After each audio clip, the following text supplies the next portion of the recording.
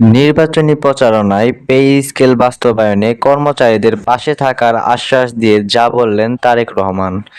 তো দর্শক, আজকে আমাদের চ্যানেলটিতে একটি গুরুত্বপূর্ণ প্রতিবেদন প্রকাশিত হয়েছে, তাই ভিডিওটি না টেনে শেষ পর্যন্ত দেখুন। আর যারা এখন আমাদের চ্যানেলটি সাবস্ক্রাইব করেননি তারা শুরুতেই সাবস্ক্রাইব করে নিন। নবম পে স্কেল গ্যাজেট, সরকারি চাকরিজীবীর সুবিধা অসুবিধা এসব সংক্রান্ত নিউজ আপনি আমাদের চ্যানেলে সবচেয়ে আগে পাবেন, তাই দ্রুত চ্যানেলটি সাবস্ক্রাইব করে রাখুন। তো দর্শক, আজ নির্বাচনী প্রচারণার জনসেবায় পে স্কেল বাস্তবায়ন নিয়ে গুরুত্বপূর্ণ বক্তব্য দেন তারেক রহমান। তিনি বলেন, সরকারি কর্মচারীরা রাষ্ট্র পরিচালনায় মূল চালিকা শক্তি হলেও দীর্ঘদিন ধরে তারা ন্যায্য অধিকার থেকে বঞ্চিত। বেতন কাঠামো নিয়ে অনিশ্চয়তায় কর্মচারীদের মানসিক চাপ বাড়াচ্ছে এবং এর প্রভাব পড়ছে প্রশাসনিক কার্যক্রমেও।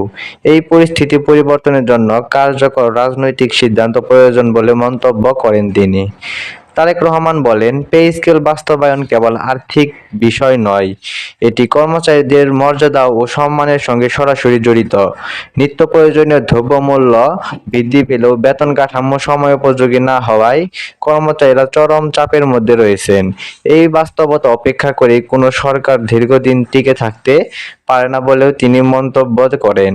তাই পে স্কেল ইস্যুকে গুরুত্ব দিয়ে দেখার আহ্বান জানান তিনি। নির্বাচনী বক্তব্যে তিনি জানান, সরকার গঠনের সুযোগ পেলে পে স্কেল বাস্তবায়নকে অগ্রাধিকার তালিকায় শীর্ষে রাখা হবে।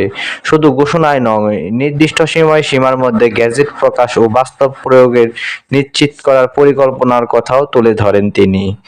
অতীতের মতো সিদ্ধান্ত ঝুলে রাখার স্বীকৃতি তা আর চলবে না বলেও তিনি স্পষ্ট করেন। তিনি আরো বলেন, একজন সরকারি কর্মচারী যেন মাসের শেষে দুশ্চিন্তায় না থাকেন, সেটি নিশ্চিত করা রাষ্ট্রের দায়িত্ব।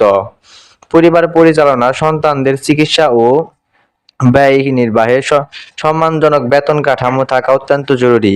এই কারণে পে স্কেল বাস্তবায়নকে রাজনৈতিক অঙ্গীকার হিসেবে গ্রহণ করা হয়েছে বলে তিনি জানান। তারেক রহমান অভিযোগ করেন, আগের সরকারগুলো বারবার আশ্বাস দিলেও কর্মচারীরা বাস্তবে কোনো সুফল পাননি। বৈঠক কমিটি ও প্রতিবেদনের মধ্যে বিষয়টি সীমাবদ্ধ ছিল। এই দীর্ঘসূত্রতা কর্মচারীদের মধ্যে হতাশা ও আস্থাহীনতার সৃষ্টি করেছে। এই অবস্থার অবসান ঘটানো এখন সময়ের দাবি বলেও মন্তব্য করেন তিনি। তো দর্শক, এই পর্যন্ত এসেও যারা এখন পর্যন্ত আমাদের চ্যানেলটি সাবস্ক্রাইব করেননি তারা দ্রুত সাবস্ক্রাইব করে নিন। নবম পে স্কেল গ্যাজেট, সরকারি আপডেট, সরকারি চাকরির সুবিধা অসুবিধা এসব সংক্রান্ত নিউজ আপনি আমাদের চ্যানেলে সবচেয়ে আগে পাবেন, তাই দ্রুত চ্যানেলটি সাবস্ক্রাইব করে রাখুন। তো দর্শক, তিনি বলেন, ভবিষ্যতে পে স্কেল নির্ধারণে কর্মচারী প্রতিনিধিদের মতামতকে গুরুত্ব দেওয়া হবে। একতরফা সিদ্ধান্ত নয়, আলোচনার মাধ্যমে গ্রহণযোগ্য কাঠামো প্রণয়ন করা হবে। এতে করে সকল স্তরের কর্মচারীদের স্বার্থ সুরক্ষিত থাকবে বলে তিনি আশাবাদ ব্যক্ত করেন। নির্বাচন প্রচারণায় তারেক রহমান আরো বলেন, পে স্কেল বাস্তবায়ন কোনো রাজনৈতিক দয়া নয়, বরং কর্মচারীদের ন্যায্য অধিকার। রাষ্ট্র পরিচালনায় যারা দিনরাত কাজ করেন তাদের প্রাপ্য নিশ্চিত করা রাষ্ট্রের মৌলিক দায়িত্ব। এই নীতিগত অবস্থান থেকে তার দল কখনো সরে আসবে না বলেও তিনি জানান। তার বক্তব্যের পর অবশেষে উপস্থিতি কর্মচারী ও সমর্থকদের মধ্যে ব্যাপক প্রতিক্রিয়া দেখা যায়।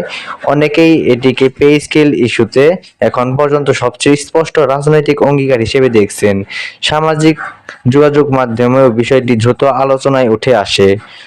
তো দর্শক, সব মিলিয়ে নির্বাচনের আগে তারেক রহমানের এই বক্তব্য পে স্কেল ইস্যুকে নতুন যাত্রা দিয়েছে। কর্মচারীদের প্রত্যাশা আগের তুলনায় আরো বেড়েছে। রাজনৈতিক অঙ্গনে বিষয়টি এখন গুরুত্বপূর্ণ আলোচনার কেন্দ্রে পরিণত হয়েছে। বাস্তবে এই আশ্বাস কিভাবে বাস্তবায়িত হয় সেটি এখন সবার নজরে।